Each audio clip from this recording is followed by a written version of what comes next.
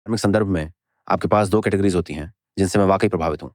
पहली उन लोगों की है, जो सोचते हैं कि वे भगवान हैं और दूसरी उन लोगों की है, जो जानते हैं कि वे भगवान नहीं हैं। जो वास्तव में एक दिलचस्प विभाजन है, जो विनम्रता और दुनिया में हम कहाँ हैं, इस बारे में एक असली वर्ल्ड व्यू की बात करता है। हम दुनिया में कहाँ हैं? आह! तो क्या नास्तिक लोग दूसरी कैटेगरी में आ सकते हैं? नहीं, बहुत कम लोग नास्तिक होते हैं। मुझे आज तक कोई नहीं मिला। ऐसे लोग हैं जो नास्तिक होने का दिखावा करते हैं, लेकिन कोई पूरी तरह से तर्कसंगत नहीं है।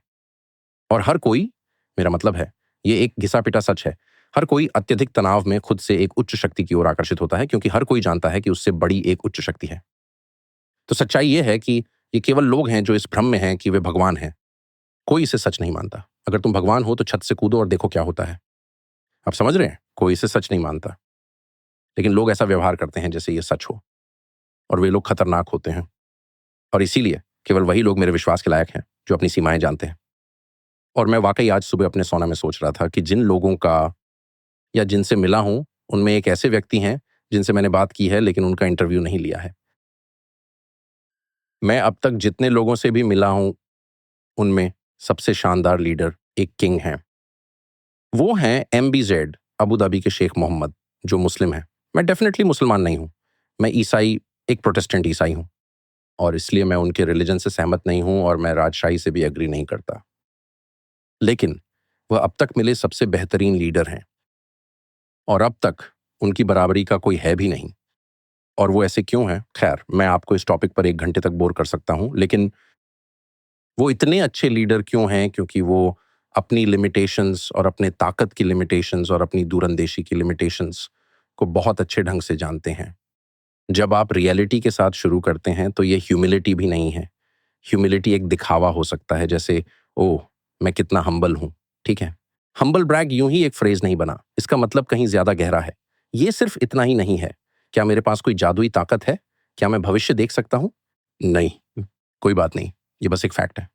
तो मैं भगवान नहीं हूँ, लेकिन मैंने कभी किसी को MBZ की तरह इसे इतने अच्छे से समझते हुए नहीं देखा। सच में ये एक कमाल की बात है। इसी वजह से वो एक ऑरेकल की तरह ट्रीट करते हैं। मुझे नहीं लगता कि लोगों को पता है कि दुनिया भर के लीडर, उनके घर और महल उनकी सलाह लेने के लिए रेगुलर आते रहते हैं।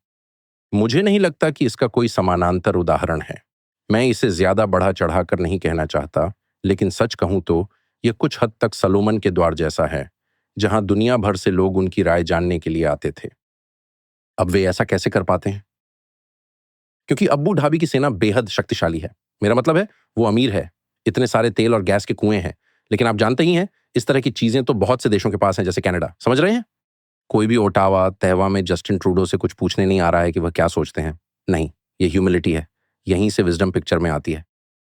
आपको लगता है मैंने अपनी पूरी जिंदगी अमेरिका के लीडरशिप से नाराज होकर गुजारी है, क्योंकि ये बात सिर्फ बाइडेन की नहीं है या ऑफिशियल पोजीशन पर बैठे लोगों की नहीं, बल्कि उनके चारों तरफ बैठे एडवाइजर और कुर्सी से फायदा उठाने वाले लोगों की है। और मैं, ऐसा नहीं है कि मैं उनसे एग्री नहीं हूं, बल्कि मैं उनसे इंप्रेस्ड नहीं हूं। मैं बस इंप्रेस्ड नहीं हूं।